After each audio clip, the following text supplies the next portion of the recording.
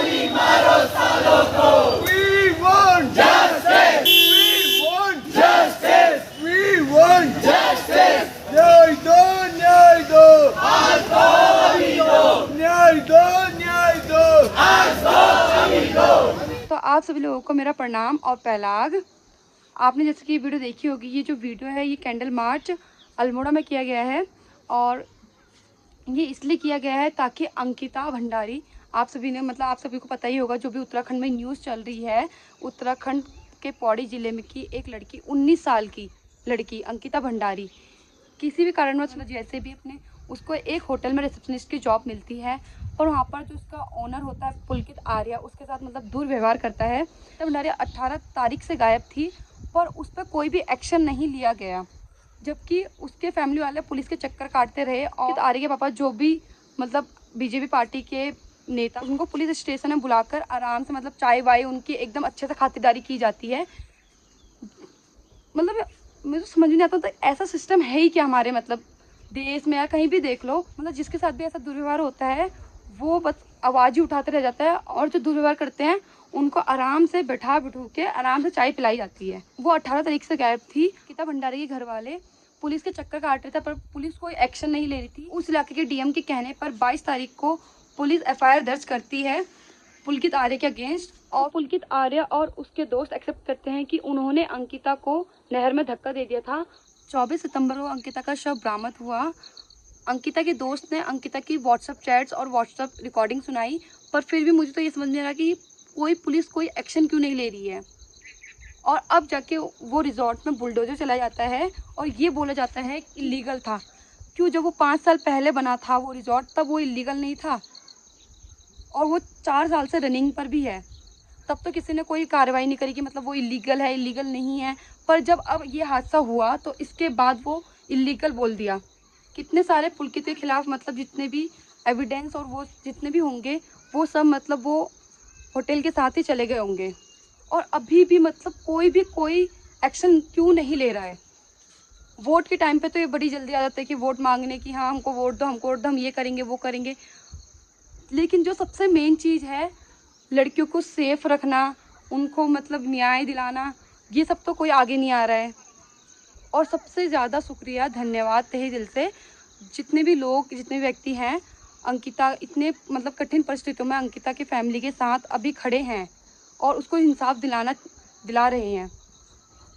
ये आवाज़ मतलब बंद नहीं होनी चाहिए, ये उठती ही रहनी चाहिए। मतलब मैं अपने यूट्यूब के माध्यम से यही बताना चाह रही हूँ कि अंकिता को इंसाफ मिलना चाहिए, या तो उसको फांसी की सज़ा हो। फांसी तो इतनी आसान मौत होगी ना उनको तो जैसे उन्होंने अंकिता भंडारी को तड़पा के मारा, क्योंकि मर तो पहले गई थी जब उसके साथ ऐसे दुर्व्यवहार हो रहे थे, मर तो तभी गई थी।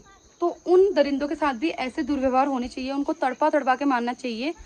उनको या तो पब्लिक के हवाले कर दो कि मतलब जो पब्लिक करती है अपने आप उनको कैसे भी सज़ा देती है, मार के सज़ा देते हैं, कुछ भी देते हैं, लेकिन उसकी जो मौत होनी चाहिए वो तड़पने वाली होनी चाहिए। तो मेरी यही मैं अपने यूट्यूब माध्यम से यही बोलना चाहती हूँ कि इसको ज़्यादा से ज़्यादा फैलाओ और अंकिता भंडारी को इंसाफ मिलना चाहिए।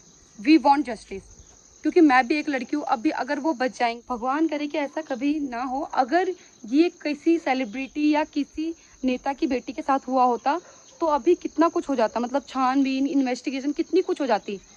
पर क्योंकि ये एक मतलब मिडिल क्लास फैमिली की लड़की के साथ हुआ है इसलिए मतलब कोई कुछ नहीं कर रहा है, पर बस लोग जस्टिस ही बोलते रह जा रहे हैं। तो मैं यही चाहती हूँ कि अंकिता भंडारी को इंसाफ मिले, उसके साथ जिसने भी ये कर रखा है उन दरिंदों को जल्द से जल्द और कड़ी से कड़ी सज़ा मिलनी चाहिए, क्योंकि उनकी फैमिली में क्या बीत रही है, उन्होंने अपनी लड़की खो रखी है, कोई आसान बात नहीं है। आज अंकिता भंडारी के साथ हुआ है, कितनी लड़कियों के साथ हो सकता है। और उत्तराखंड ऐसा स्टेट था जहाँ पर लड़कियाँ एकदम सेफ रहती थी, बट इस न्यूज़ के बाद यहाँ पर भी मतलब लड़कियाँ सेफ नहीं फील करेंगी। तो हम यही चाहते हैं कि अंकिता को जल्द से जल्द न्याय मिले और कड़ी से कड़ी कार्रवाई हो, क्योंकि वह एक नेता का बेटा है इसलिए उसको छोड़ा नहीं जाना चाहिए, उसको कड़ी से कड़ी सज़ा मिलनी चाहिए। अगर ऐसे दरिंदे 2-3 महीने या 2-3 साल में छूट जाएंगे तो पता नहीं कितनी अंकिता जैसी लड़कियों के साथ दुर्व्यवहार करेंगे। तो मैं यही चाहती हूँ कि जल्द से जल्द अंकिता भंडारी को इंसाफ मिले और कड़ी से कड़ी कार्रवाई हो, बस मैं यही चाहती हूँ। We want justice for Ankita Bhandari. तो मेरी मम्मी जी ने अंकिता भंडारी के ऊपर कुछ लिखा है कविता, जो आप सभी लोगों तक पहुंचाना चाहती है।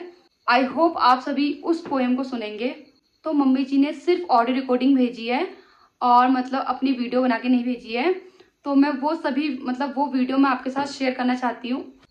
आई होप आप सभी को पसंद आएगी और आप उसका मतलब समझेंगे। अंकिता भंडारी, हमारे उत्तराखंड की अंकिता भंडारी 19 साल की लड़की जो अपने माँ बाप की गरीबी को दूर करने के लिए नौकरी करने गई थी। उसको क्या पता जहाँ वो नौकरी करती है इंसान के रूप में उसका सामना इन भेड़ियों से होगा।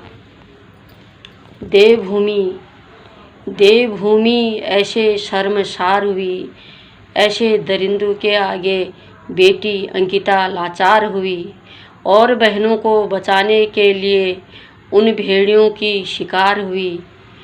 क्या हुआ होगा उसके साथ, ऐसे रूह काँप उठी। इन तीनों के घर में नहीं बहन बेटी, क्या इनकी नाट पड़ी। पीछे नहीं हटना है बेटी अंकिता को इंसाफ दिलाने में। मत सोचो क्या करना इन दरिंदों को जलाने में। फिर एक अंकिता मारी जाएगी, इन दरिंदों को न शर्म आएगी। अंकिता को इंसाफ दिलाना है और इन दरिंदों को कड़ी से कड़ी सज़ा देनी है। इनको छोड़ना मत। मैं अपनी आवाज़ में एक कविता पेश कर रही हूँ आप लोगों के सामने। अंकिता के हत्यारों को सज़ा मिलनी चाहिए और अंकिता को इंसाफ मिलना चाहिए। इस कविता के ज़रिए मैं सबको ये बताना चाहती हूँ